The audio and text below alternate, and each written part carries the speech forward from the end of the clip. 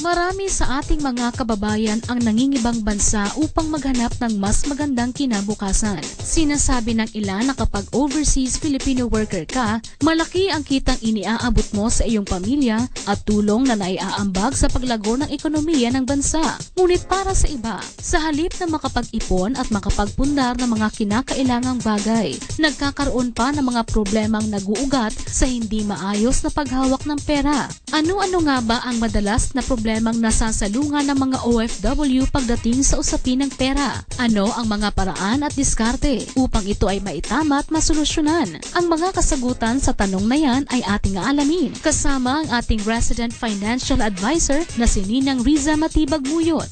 Dito lamang sa Ikonsulta Mo. Yon. Good morning, Ninang Lisa.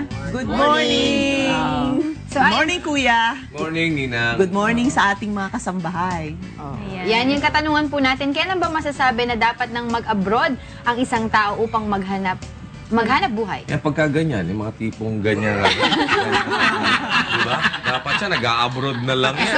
So pinapalayas mo na. Dapat nag-a-abroad ka na lang. Ang pangunahing dahilan ng mga OFW natin kung bakit nag-a-abroad lagi yung financial nila. Yung pera, kasi lagi nilang sinasabi, walang opportunity dito, walang trabaho, hindi sila kumikita, maliit ang kita. Pero ang kailangan talaga, kung ay isip natin mag-abroad, titingnan natin kung handa ba tayo. Hindi lang sa kakayahan na kung ano yung gagawin natin doon sa abroad na trabaho, kundi yung ating isip, puso, yung mental at saka yung ano natin, yung heart natin, nandoon ba? Kailangan din, hindi lang yung sarili natin ang handa. Kailangan, alam din natin kung handa ba yung pamilya natin, especially kung may mga anak tayo, may asawa tayo, handa ba sila na maiwan natin? So, titingnan natin, sino mag-aalaga doon sa mga anak ko? Paano kaya yung asawa ko? Kasi maraming nagiging broken families dahil magkakahiwalay sila. So, yun naman yung kailangan niyang titingnan before mo i-consider yung pagpunta sa abroad. Mahalaga yung pera, pero mahalaga din naman yung relasyon mo sa pamilya. So, talagang titimbangin natin yan. Kasi karamihan dito sa mga OFW, hindi kasama ang pamilya. Maganda sana kung kasama yung pamilya.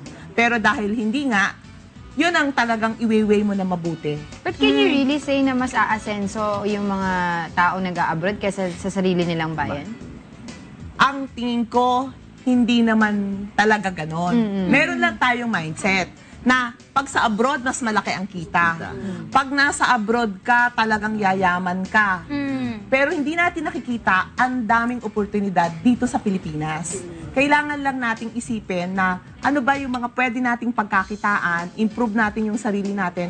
Ako personally, mas maganda pa rin talaga na dito sa sariling bayan. At saka ganito kasi yan kaya nila sinasabing malaki ang kinikita sa ibang bansa. For example, yung mga house help natin sa Hong Kong, ganyan, mayroon silang sweldo na $200 to $300. So that will be mga 15,000. Meron nga hanggang 8,000 pesos lang equivalent, especially kung meron silang binabayaran sa ahensya, no? So tama si Kong, 8 to 15,000. Ang problema kasi sa Pilipinas, magkano ba ang bayad sa mga house help, di ba? Mga 3,000, 5,000. So, pag kinumpare nila, akala nila malaki yung kinikitan nila sa abroad. Pero hindi nila kinukompute kasi yung kanilang gastos din naman doon. Plus, yung cost ng pag-apply. Kasi, for example, may ahensya ka na recruitment agency na pinuntahan, kakaltasan ka. Depende sa arrangement. Merong buwan-buwan. Depende sa sweldo mo. Merong one time. So, ang matitira rin sa'yo maliit. Samantalang kung nandito ka sa Pilipinas, kahit pumunta ka sa Divisoria, magtitinda ka, pwede mo rin talagang kitain yon basta pag sumikapan mo lang. Ngayon, yung mga iba, na-attract din sila sa abroad kahit na meron na silang graduate na sila. Merong mga teachers, pupunta sa abroad, magiging maid. Diba? Tapos, yung iba naman, manager na dito, pupunta sa Canada na entry level ka. Yung masyado silang maganda sa Canada, maganda sa ibang bansa, hindi nila talaga nakikita yung kagandahan ng bansa natin. Ang payo ko kasi sa ganyan, kung kumikita ka na ng sapat sa pamilya mo dito at managerial level ka na, huwag ka nang pumunta sa ibang bansa. Dito na lang tayo sa Pilipinas. Pagbutihin mo na lang yung ginagawa Oo. mo. Yun. So, mas maganda po talaga sasabihin nyo ay i-exert lahat muna ng sources of income here sa inyong Yes. bayan bago ka maghangad na mag-abroad. Tama yan, Angela. Talagang pagsikapan muna natin na dito tayo sa ating bansa, dito tayo sa Pilipinas kumita para kasama natin yung pamilya natin bago natin explore yung pagpunta sa ibang bansa. Ibang usapan yung nagpunta ka sa ibang bansa para makagain ka ng experience. Or ipinadala Hindi ka ginawa ng ko. kumpanya para doon ka magtrabaho at iba rin yung kung kasama mo yung pamilya mo. Kasi it's a very good experience for the family na to travel din and to live in another country. Doon sa mga nag-abroad mga OFW, hindi lahat happy stories eh. 'Di ba? Usually, nagkakaroon talaga sila financial problems kasi hindi sila nakakaipon. Pagdating nila dito, pag uwi nila pagkatapos ng kontrata nila, mahirap pa sila sa daga or ganun din o mas mahirap pa sila kaysa nung umalis sila. Tama yan, Angela. Napakaraming ganyang kaso na sila ay nagpakahirap sa ibang bansa. Pagdating dito, mas mahirap pa sila kaysa dati. Bakit? Una-una, bago pa lamang sila umalis, hindi pa kinikita yung pera. Ang dami ng At dami na nilang utang. Okay lang sana kung yung utang dahil para makapunta doon, gagastusin sa paghahanda mo sa pagpunta doon. Pero ang kadalasan, dahil inaasahan ng pamilya na malaki ang kikitain, ang yung mga family members mangungutang na, bibili ng TV, bibili ng rep, kasi anyway, malaki naman ang kikitain. Tayo May inaasahan naman every May month. inaasahan naman tayo every month at may darating na malaking kita. Ngayon, yung mga kahit single, no, ang gagawin, ibibigay sa magulang, ipapadala. Ang gagawin ng magulang, bibili ng kotse, bibili ng bahay, at ang masama pa nito, pati na yung mga kamag-anak.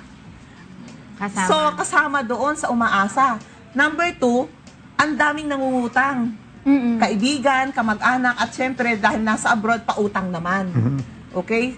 Tapos, bukod pa doon, number 3, ito namang mga OFW na to, ipinapadala lahat ng mga kita nila. Which is, hindi naman tama. Okay lang sana yon kung yung pagpapadalhan mo ay alam mo na ilalagay sa tama yung pera. For example, kung ipapadala yung pera at ipagnenegosyo ng pamilya, kahit ba maliliit na negosyo, at pakikitain nila ng maganda yung pinagkabuhay, yung para sa kabuhayan nila, then okay yon.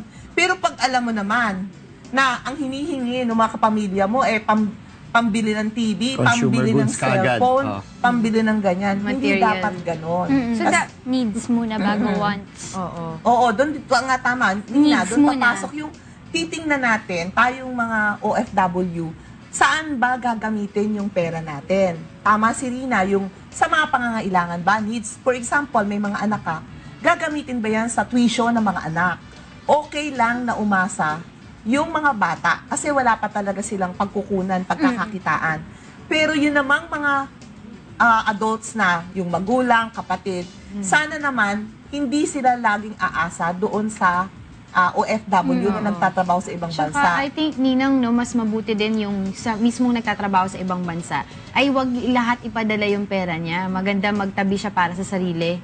Tama yun, di ba? Tama yan, Angela. Kailangan talaga meron kang pangsarili na itinatabi. Especially kung single ka, hindi mo naman kasi talaga cargo na talagang yung buong pamilya mo susuportahan mo. Kasi meron tayong kasabihan dyan na hindi porke tumutulong tayo, tuwing nagbibigay tayo, ay nakakatulong tayo. Yes. Kung minsan, habang nagbibigay tayo, hindi natin sila natutulungan. Kasi tinuturuan natin sila na maging dependent sa atin at hindi na sila magsisikap at hindi na sila magtatrabaho. So, kailangan ding makita ng mga OFW natin na turuan po natin yung mga kapamilya natin na kahit nagtatrabaho tayo sa ibang bansa, ay matuto rin sila na una, yung perang ipinapadala ay talagang kanilang i-save, yung ipunin, or kung hindi, gamitin para sa negosyo at sa mapagkakitaan. At yun namang OFW na nandito, na nandoon, ay magtira siya ng pera, pwede siyang pumunta sa meron yung mga embassy ng Pilipinas na meron dong saan, pwede nilang tanungin kung saan sila pwedeng mag-invest, anong pwede nilang gawin doon sa pera nila. at magkaroon sila ng plano. Para pagbalik nila dito, may magagamit silang puhunan at Pang-start ng pang-start ng negosyo. Okay. Oo, yun. Ayan. Maraming salamat po sa inyo. Ang dami na naman natin natutunan. Thank you very much, Ninang Ree.